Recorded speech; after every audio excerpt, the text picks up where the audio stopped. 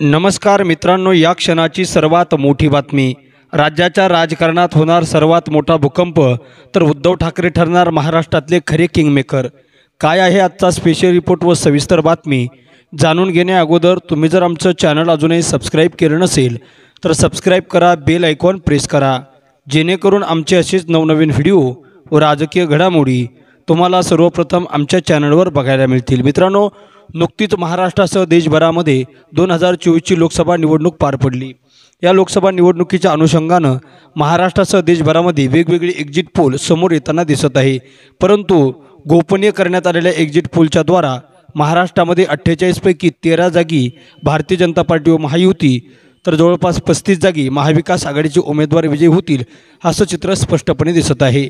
राज्याच्या राजकारणात नुकत्याच पार पडलेल्या सार्वत्रिक लोकसभा निवडणुकीमध्ये महाराष्ट्रामध्ये सर्वात मोठा पक्ष म्हणून भारतीय जनता पार्टी जरी असला तरी या निवडणुकीच्या निकालामध्ये सर्वात मोठा पक्ष म्हणून उद्धव ठाकरे यांच्या शिवसेना उद्धव बाळासाहेब ठाकरे पक्षाची नोंद होईल असं चित्र दिसत आहे।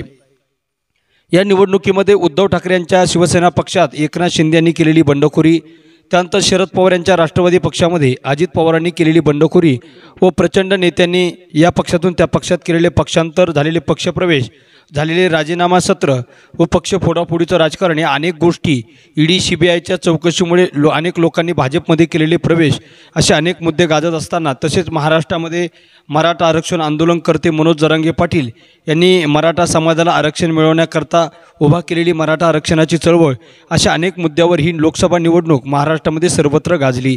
या निवडणुकीच्या पार्श्वभूमीवरती महाराष्ट्रातील 48 पैकी जवळपास 13 जागेवरती भारतीय जनता पार्टीचा विजय होईल व 35 जागेवरती शिवसेना उद्धव बाळासाहेब ठाकरे, राष्ट्रवादी शरदचंद्र पवार व काँग्रेस पार्टी या 3 पक्षाला 35 जागेवरती दणदणीत विजय मिळेल असे चित्र स्पष्टपणे दिसत आहेत। त्यापैकी उद्धव ठाकरेंना महाविकास आघाडीकडून एकंदरीत 21 जागा या लोकसभा निवडणुकीमध्ये देण्यात आल्या होत्या। या 21 जागांपैकी उद्धव ठाकरे 2 ते 3 जागेवर पराभूत होतील व 21 पैकी 18 ते 19 जागेवरती उद्धव ठाकरे यांच्या पक्षाचे खासदार निवडून येतील असा दावा ठाकरे गटाकडून करण्यात येत आहे व त्याच दाव्याला एक्झिट पोलनं सुद्धा चांगल्या पद्धतीनं सकारात्मकता दर्शवली। उद्धव ठाकरे यांच्या 21 पैकी 18 ते 19 जागा निवडून आल्यास उद्धव ठाकरे यांचा पक्ष महाराष्ट्रातील सर्वात मोठा पक्ष असेल असं चित्र स्पष्टपणे दिसत आहे। या लोकसभा निवडणुकीच्या निकालावरती आगामी विधानसभा निवडणुकीचे निकाल ठरणार असून महाराष्ट्रामध्ये कोणता पक्ष सर्वाधिक जागा जिंकणार यावर विधानसभेची रणनीती ठरणार आहे।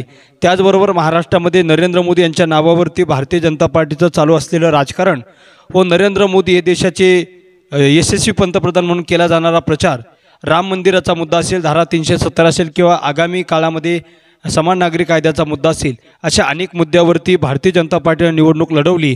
परंतु मी ही निवडणूक हुकुमशाहीच्या विरोधात लढवत आहे, माझा पक्ष फोडला, माझा पक्ष चोरला, चिन्ह चोरलं, माझा बापसुद्धा चोरला, अशा प्रकारची टीका वारंवार एकनाथ शिंदे यांच्यावर उद्धव ठाकरे यांच्याकडून करण्यात येत होती।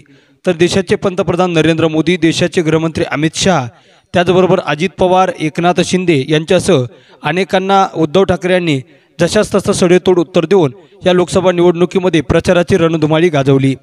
उद्धव ठाकरे यांनी चांगल्या पद्धतीनं प्रचाराची रणनीती अवलंबून त्या ठिकाणी या लोकसभा निवडणुकीमध्ये चांगल्या प्रकारची प्रचार यंत्रणा राबवल्यामुळे या लोकसभा निवडणुकीमध्ये उद्धव ठाकरे यांच्या ठाकरे गटाला सर्वाधिक जागा मिळून 21 पैकी 19 जागा उद्धव ठाकरे यांच्या ठाकरे गटाच्या पारड्यात पडतील असं चित्र स्पष्टपणे दिसत आहे। मित्रांनो, तुम्हाला काय वाटतं? महाराष्ट्रात नुकत्याच पार पडलेल्या लोकसभा निवडणुकीमध्ये कोणता पक्ष मोठा असेल?